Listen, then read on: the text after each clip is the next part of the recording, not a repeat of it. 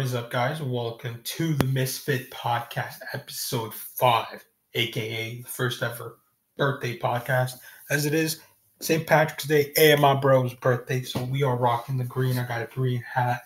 Snoopy, he's got a green hoodie. I got me some green socks. So I'm repping the green today. First of all, happy St. Patrick's Day. Hope you guys are having fun. Yeah, happy St. Patrick's Day, everyone. Don't worry about it, okay? You'll see it in the vlog, probably. Okay, but anyways, the color green is going to come up a lot in this podcast, right now at the beginning and at the end, but we'll worry about that later. Also, if you hear anyone else's, there's neighbors talking right over there because we couldn't record where we recorded the last episode because we're in green. And wearing green with a green screen is not a good idea. So anyways. Definitely not. No. Whatever. So, you have had a really special week this week, right? Yes, you started a new channel. You released a new trailer. The trailer might play at the end of this podcast, maybe, so you guys can see it, or there'll be a link in the description so you can go watch it, actually. But anyways, it is your birthday, so first question. Okay. Your favorite birthday memory?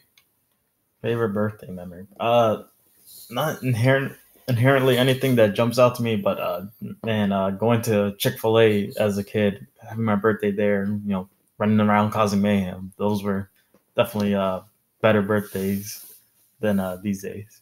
Okay. And what's your favorite gift? Like, if you can remember your best birthday gift someone gave you, what would it be?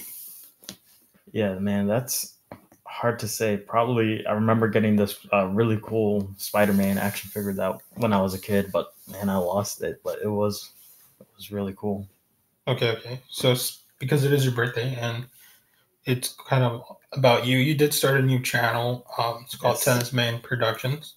So I actually have a few questions I think people might want to know about it. Okay. All right. Let me check my notes real quick. Okay, so tell us about your channel. What kind of videos will you be posting on that channel? So yeah, when it comes to videos that I'll be posting on Tennis Man Productions, it's mostly just gonna be pretty much short films, and that's it. Okay, that's cool. That's cool.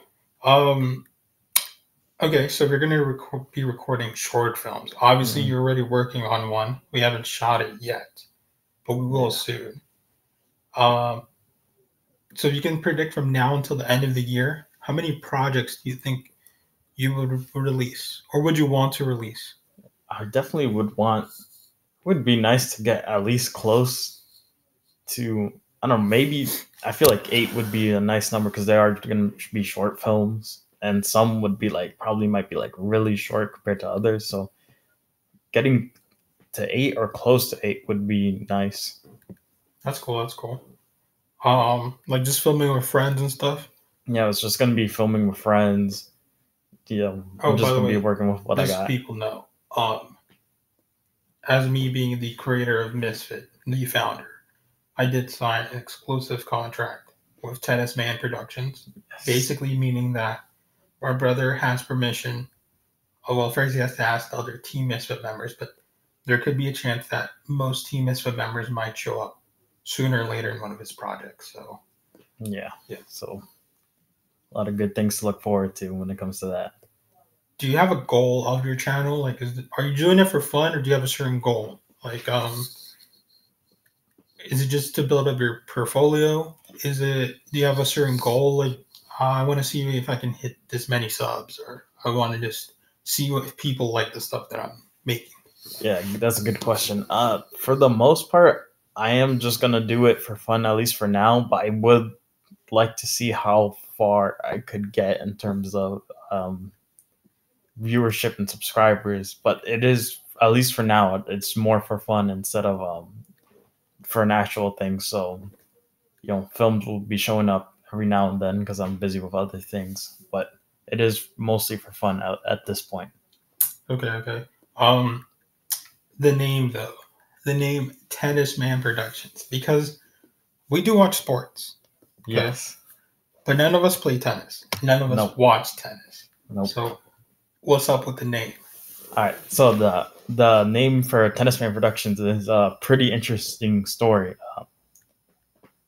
one of my friends that I met when we first met, they thought I was someone else named Jose. So the first thing they ever messaged me with and said, "Oh, it's the tennis man." That's the first message I got from this friend that I met. And for a good amount of time, we were talking to each other, and she was thinking that I was someone else named Jose. So she kept calling me the tennis man. So that's how I got. So eventually, she found out that I was someone else.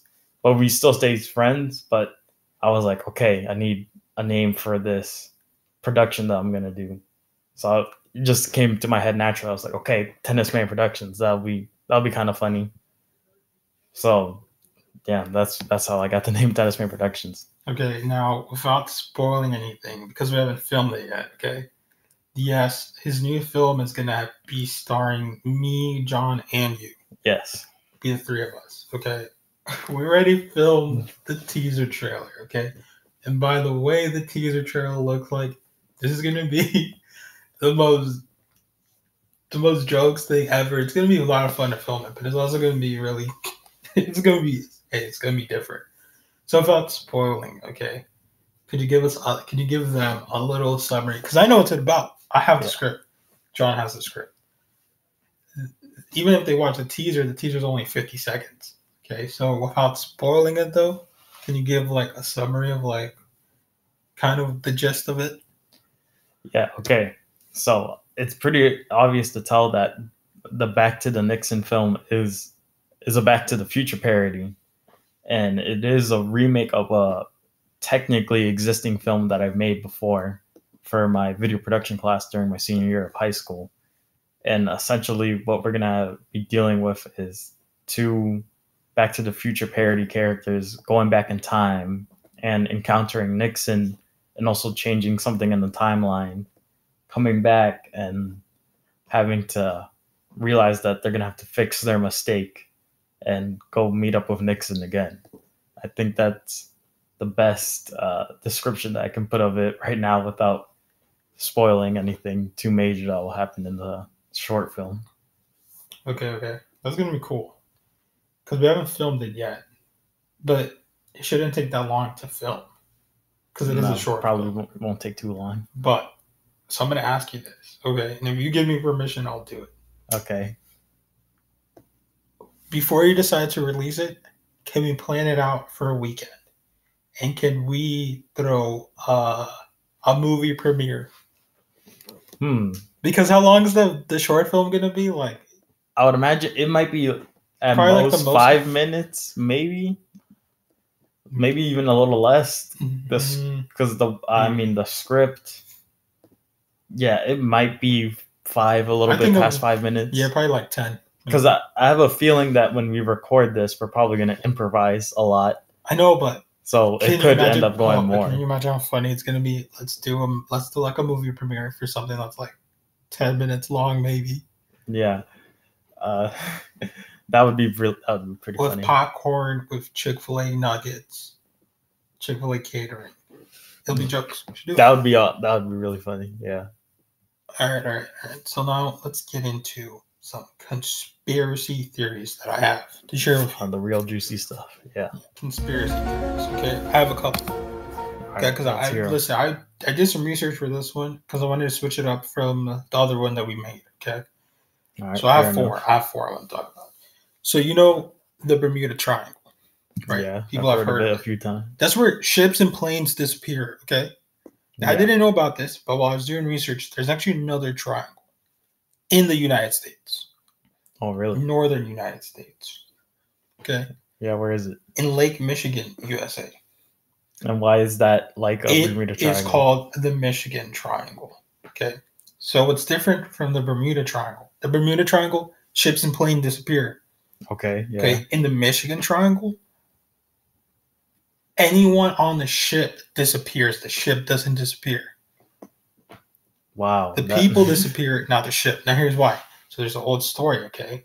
Now this is like back in the day when they had like ships that there's still ships that have sails on them, right? Okay, but this is like back in the beginning, right? In the olden days. Okay, so there's a story that there's people sailing through that lake. I guess that's the way they like ship trade goods or whatever, right back Okay, then. yeah. So one ship was like passing another ship, but the other ship didn't look like no one was steering it. Like it was just going on its own. So they went to go investigate it. Right. When they went to go investigate it, they found that there's no one on the ship. No Pretty people, freaky. which is weird because Yeah. for those ships to work, they require a lot of people, right? So there's no ships. I mean, there's no people on the ship. So what they did is that they put half their crew on that ship to bring that ship back to like land, so they could like see if they could like find clues or whatever to see did someone kill them, what happened, did they get sick or something, whatever. Now the original ship that found that ship turned back. They made it. The other ship was like it got close, but there was no people on that ship. And it hasn't just happened to that ship. It's happened many ships. It's the same thing. It's like the people disappear, but the boat stays.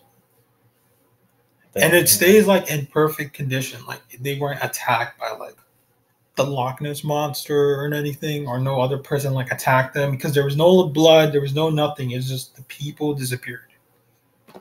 Dang, that's very, very weird. Now the theory on the Bermuda Triangle is that it could be a Stargate, right? Okay. It's like a portal or something. But and so people are saying that maybe the Michigan Triangle is like maybe it's a smaller portal. It's a smaller portal because maybe it can't take in ships, but take in people. Yeah. And it's called the Michigan Triangle because the area where all those ships get missing, if you connect the dots, it makes a triangle. But yeah, that's weird though that it's that people go missing but the ships don't go missing. That's really strange. Exactly. And I found that really interesting because Bermuda is like far away, so people could be like, oh, whatever. You know, it's a big piece of sea land or whatever. So it's like, oh yeah, they could go disappearing. And it's just like sinks to the bottom of the ocean, and it's just like, well, it might take a while to find it, or you might not ever find it. But this one's in a lake, and yeah, the Lake Michigan is pretty big, but not that big. Okay. And what makes it weird is that the people disappear, not the thing, and the ship stays in perfect condition. Nothing bad happened to it. Nothing. Maybe someone should live stream themselves going there with like 2 groups of people, see what happens. Hold on, what was something? Okay. No, we're good. Sorry. All right. There's another one. Okay. Now this one I kind of made on my own. I was doing research. Okay. Ryan put up a picture when I tell you. Antarctica is a weird place. Yeah, I guess it's a very weird place. Not degree. A lot of people live there. Okay. Yeah. Right? Because it's cold. But what's weird about it is Antarctica, basically in the history books or whatever, any piece of information says that it was discovered in 1820. Yeah, all right. But you know, back then, sailors had their own maps of everywhere that they've been, right? So in the 1500s, there's maps of the U.S. Well, not the U.S., but like the whole, wherever they go, that has Antarctica in it. So the big question is, how come it says that it was discovered in 1820 if every map from every different like culture where they speak different languages, they all have the map, and on every map it has Antarctica on. I guess that's a fair question. Why is that? Exactly. And here's the weird thing about Antarctica. Okay.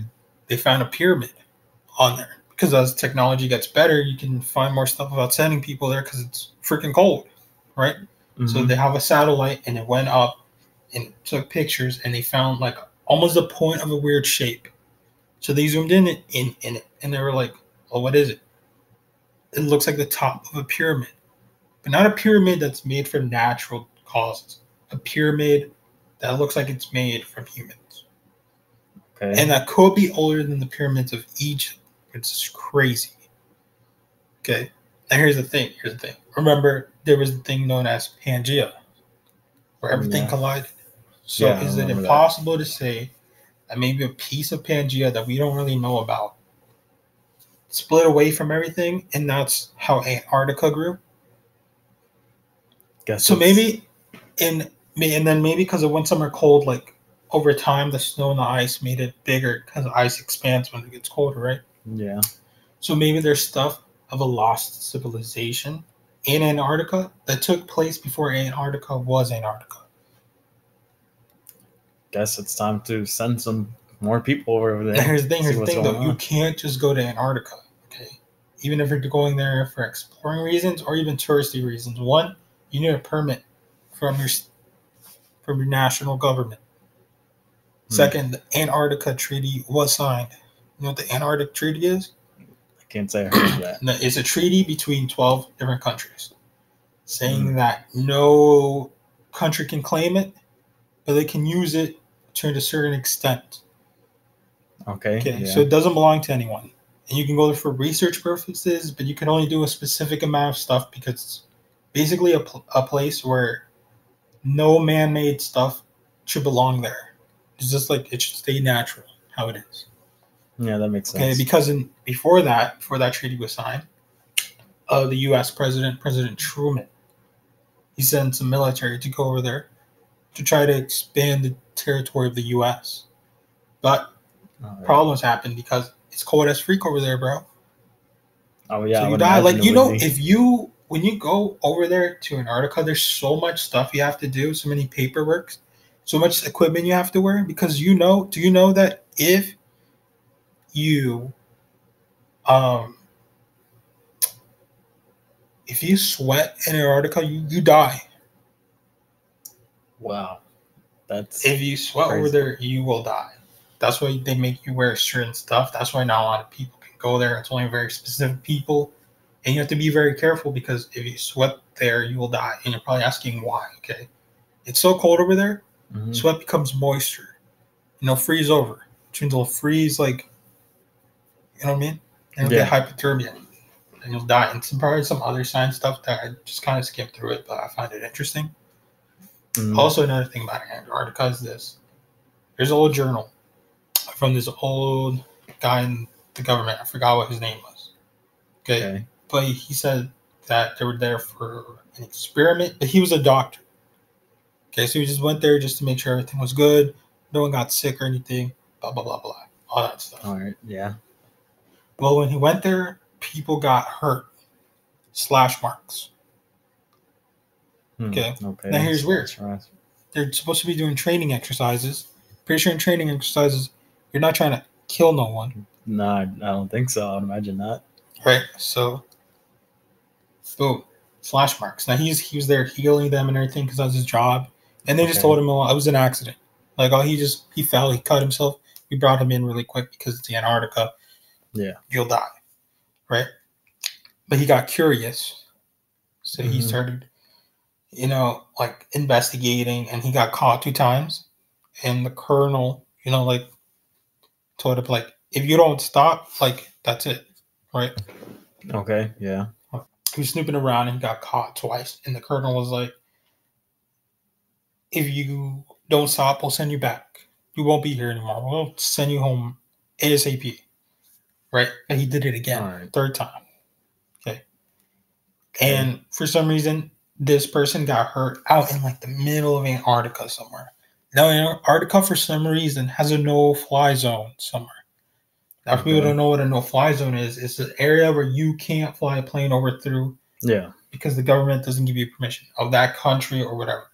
For some reason, you can't do it. Maybe because there's, like, military bases there or there's stuff that they just don't want you to see. Yeah. Okay, so he had to fly over there because somewhere near there, it was first the fastest way to get there. Second, it was the fastest way to get there, and the person, like, could die, so they had to take him there.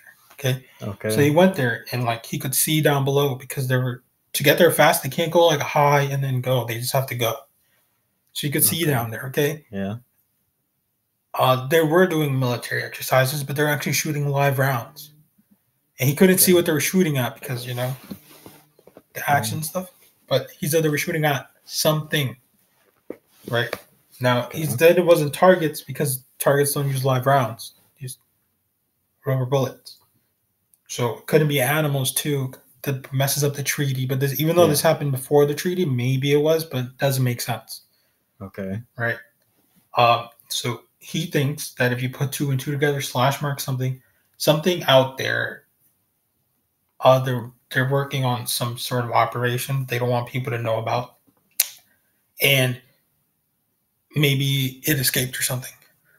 Something going weird. Something weird going on in Antarctica. Yeah, but that's just a theory. It's just a story. But the thing is, it's also coming from a very high, like someone that's close by. That's a doctor, and also a colonel had a separate story where he talked about an operation happening over there that maybe didn't take place the same time as the doctor guy, but around the same time, where he talks about that they found something out there that he can't describe. Now here's the thing. Antarctica hasn't been fully explored, so maybe there could be an animal that we haven't discovered yet that looks pretty weird that you could be like, yeah, that's a freaking monster. That's an alien. Or maybe it is an alien and maybe it is a monster and it's just that's where it lives and they're just trying to, maybe that's why no one owns it. It's just a little treaty. Snorlax fell on my head. Yeah. Right? Coincidence? Ghost, dude. It's a ghost. It's a sign. It's a sign that the government's on you. Okay. All right. That creeped me out because I read that.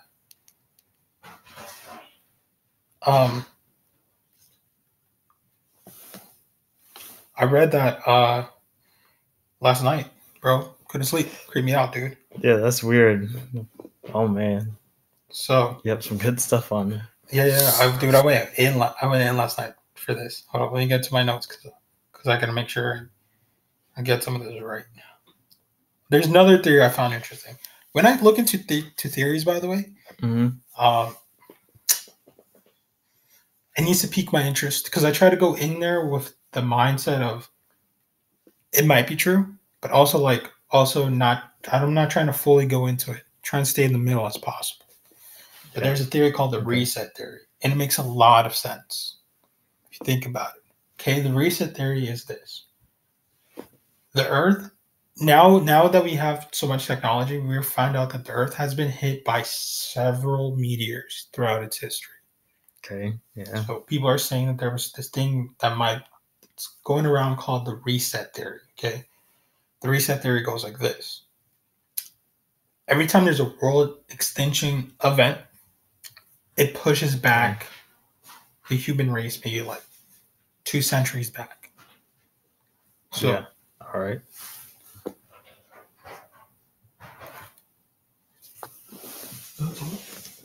Okay. Anyways, sorry. So like the time of the Egypts, right? Okay, maybe they were at their peak. Oh, sorry about that. We're filming in the living room, so I literally thought that was the ice machine, and then I was like, no. I was like, what the hell? Is there someone here? So I thought it was a ghost, and then we're talking about conspiracy theories.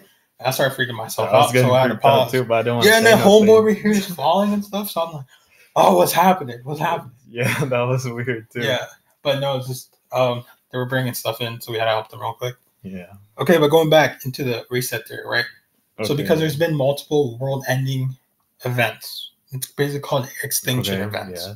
So people are saying maybe in the time of the Egyptians, they got hit by a meteor and only a couple survived. So that's why they kind of forgot how to do stuff because you don't know who's surviving that, right? And there's so many answers we have for so many things. Like the Mayans, they just disappeared out of nowhere. But could it be that the Earth got hit by a meteor, killed majority of them, but the majority that stayed, they just went somewhere else. So they kind of like started over again. Okay. Right. Yeah. This is where it gets creepy, though. In the U.S., in Yellowstone National Park, there's something called a super volcano that, according to scientists, is set to erupt every 600 years. Okay. It has passed the 600 mark. It's a super volcano set to erupt every 600 years. We're past that. So knock on wood. How much past that do you know? A lot. Oh, like crap. Scary a lot. Like it could happen, according to scientists, it could happen any moment. It's a continent killer. So that means that the only people that could be alive, people in New Zealand or Australia. We got to move to New Zealand. Then. So move to New Zealand, and you might be safe, and you might survive the extinction. But the problem is, you're kind of starting all over. It's like Earth's ultimate reset button. Because think about it, if everything goes away, there's no more electricity. Out of the people that are alive, how many of them know how to? One, can they fix it? Two, you can't. There's no internet, so you can't YouTube it. You can't be like, oh, how do I fix blah blah blah? You have to start society over based on what people that are alive know. So that's why they think it's called the reset theory. Mm-hmm. So they think from the Egyptians' peak, where they built that pyramid and all this other cool stuff, and maybe even the Mayans and any other lost civilization, they're saying maybe when that happened, small groups survived, but maybe they didn't know how to do many things, so they kind of had to restart all over. And that's why people don't know how any of the pyramids have been made, because it's like the people that made them died. They're gone. And the people that were there were like, maybe we kind of know, but we don't really know because we don't know. We weren't there. We weren't the ones making it. We just kind of saw them. It's kind of like, oh, it looks cool, whatever. Blah, blah. Okay. But considering that this dude fell, and I just got freaking jump scared, I think I'm done with conspiracy theories today. I had one more, but I'll save it for next time, and I'll try to look up for more. So we're going to move into something a little bit more weird, okay? Like I said, the color green was going to show up again. Okay? Yes. So because you are here and you are a superhero guy or whatever, I decided to pick a topic that is not going to be superhero based. It just gets represented by comic characters. Okay. Okay. Yeah. So what's that? So I guess the most popular one is the Green Lantern Corps. Okay. But there's other Lantern Corps. I think there's like almost 10 or something like that. Okay, I don't know, but there's a lot. Yeah. There's a lot. And each of them have a color, like Green Lantern is green, and each of them are represented by a certain emotion in the emotional spectrum. So I'm going to say all of them, and while I'm saying it, I want you to think, and I want you guys to think, what are 3 of the rings that you would get if you had to pick in front of you? If 3 of the cores elected you to be chosen, but you had the ability to pick one, which one could you do? Not based on your favorite color, based on what you think is your strongest emotion. Okay? So we'll start off with the obvious one. Is the Green Lantern Corps. The Green Lantern Corps, it's powered by will. So green represents will. Okay? And they're kind of like space police. They're in charge of different sectors of the universe. Okay? Yeah. But the Green Lanterns are chosen for their strength and willpower to overcome any situation that they're in. So will is the and there's a picture at the bottom so you can see all the colors and stuff. So green is the power of will. So the people that have the most amount of will in any section of the universe, but let's keep it like on Earth, for example. You could be chosen to be a Green Lantern, but you have to be chosen. Next is the Sinestro Corps, or the Yellow Lanterns. Okay. All right. The Yellow Lanterns are chosen for their ability to install great fear into others. Basically, they're in control of their own fear, but they can also inflict that fear on others. That's what they feed off. All right. Okay. Next is the Red Lantern Corps. Their emotion is rage. They're fueled by rage. And when you get into the Red Lantern Corps, unlike the Yellow Lantern or the Green Lantern, if you are chosen for this, you kind of vomit all the blood in your body. Yeah, very disgusting. And if you take off that ring, you die. But also, you're in such a rageful state that you don't really think. You're like in a super... Just forever rage. Yeah, kind of like a forever rage. Next is the Orange Lantern Corps. Funny thing about the Orange Lantern, there's only one member. That's because the Orange Lantern represents selfish. You have to be extremely selfish. And the one person that has the Yellow Lantern power source is not going to give it away. Okay, I'll say the oaths later. Okay, next is the Blue Lantern. The blue lanterns represents hope. So you have to have a lot of hope for you to harness the light of hope through the most darkest of times for you to be a blue lantern. You have to be super enlightened with yourself for you to be that. Next is the indigo tribe or the indigo lanterns. Compassion. You must show compassion to any enemy, any foe, and have, kind of like a little bit of hope or compassion for them, so they can turn it around. But they're very mystical. They're very mystical. And next is the star sapphire corpse. Okay. Represented by like pink, love. Okay. Now it's powered by love because love, depending on how much you have, can be really a good thing or really bad thing. Love can make you do very impulsive things that are out of character, or love can push you to be the best version of yourself. So it can go one of two ways. Okay. Next is the Black Lantern Corps. Yeah. Death. You have to be dead for you to be part of the Black Lantern Corps. And harness the power of the dark. And be emotionless. No emotion at all. For you to be that. Next is the White Lantern. White Lantern is basically means that you have full control of all your emotions. Every emotion I said, you have full control over it. And if you do that and you're super in tune with your emotions, then you will be elected to be a part of the White Lantern Corps. How fun. And the newest one is this Ultraviolet Lantern Corps. And the power source for this one is hidden negative feelings. Within every person at certain times, you may not say it out loud, you may not show it, but maybe even a small voice in your head, like if someone bullies you or something, you're like, yo, I can actually smack the crap out of this guy, but you don't do it. Yeah. Because it's not who you are. But deep down inside, you have that negative feeling. So this one, those negative feelings consume you. Okay? Now I'm going to go really quickly. I'm going to go through each oath. All of them have cool oaths. Okay? So I'm going to go with it really fast because some of them are funny. Okay? So the Green Lantern Corps, the oath goes like this. In brightest day, in blackest night, no evil shall escape my sight. Let those who worship evil's might beware my power. Green Lantern's light. Next, the Yellow Lantern. Okay? The Yellow Lanterns, their oath goes like this. In blackest day, in brightest night, beware your fears meet into light. Let those who try to stop what's right burn like my power, Sinestro's might. Okay? Red Lantern, because each of them are powered by emotion, so it has stuff in there, okay? It's kind of some of them are kind of cheesy, but some of them are kind of cool. Red Lantern, right? Remember, rage. All right, let's hear this one. With blood and rage of crimson red, ripped from a corpse so freshly dead, together with our hellish hate, we'll burn you all. That is your fate.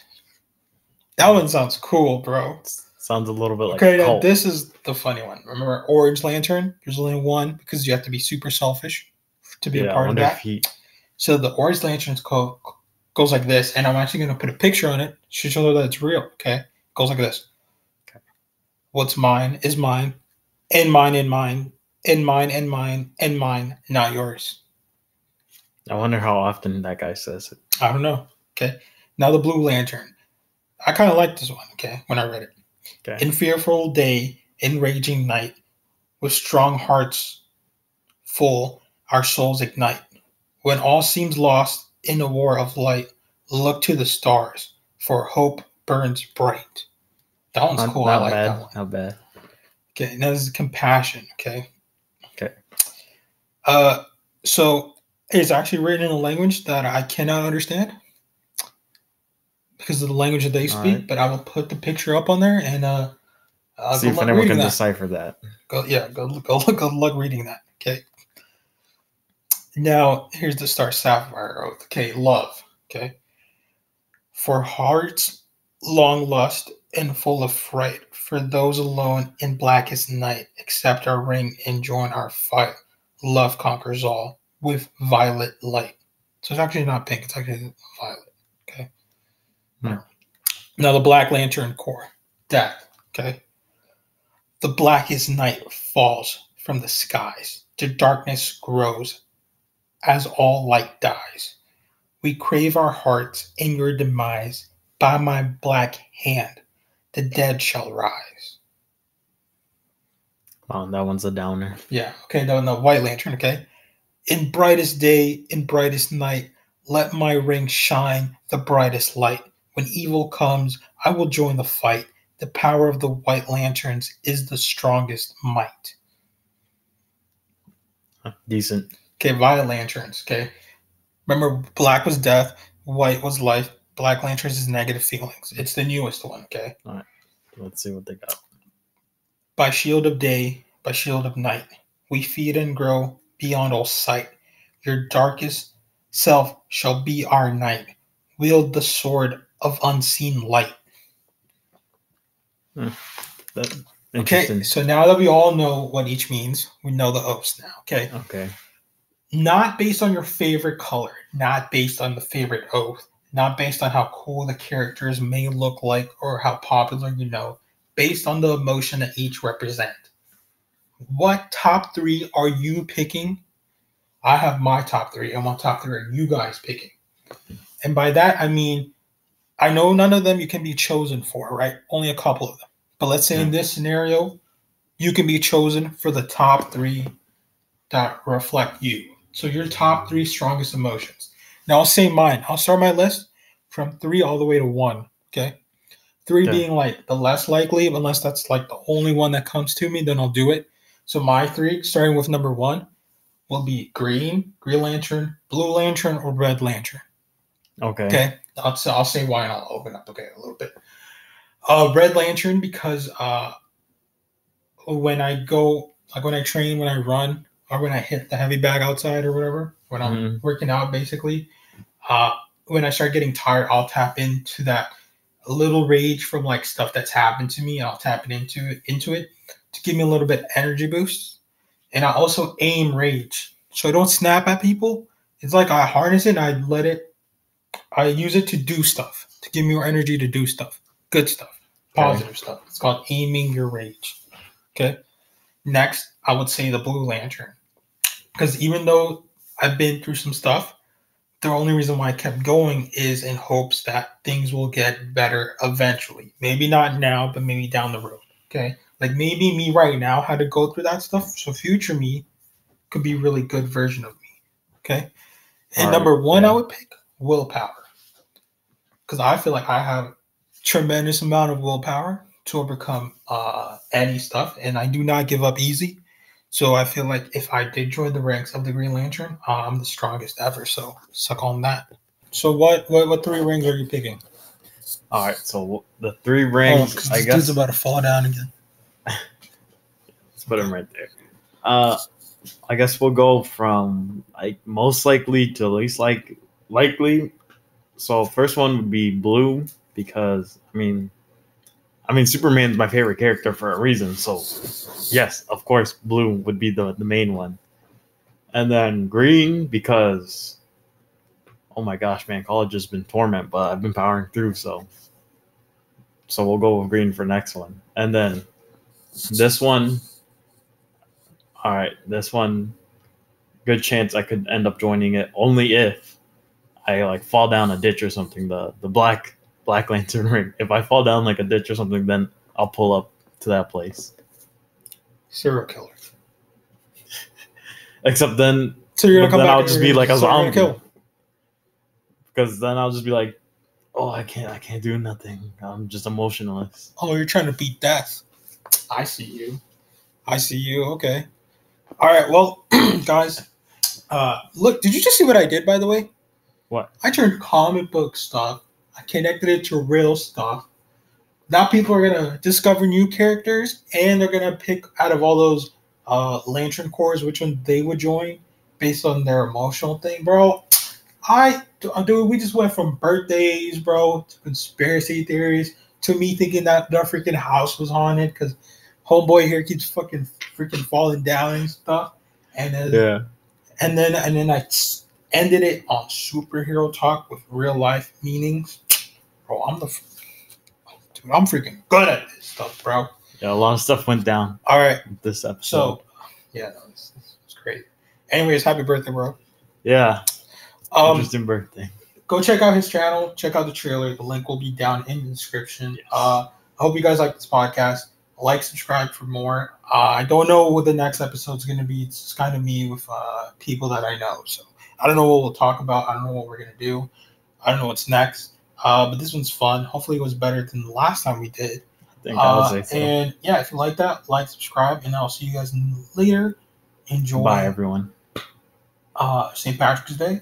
And, become a misfit because we make the world a lot more fun. Just being happy till it hurts. No, no, no.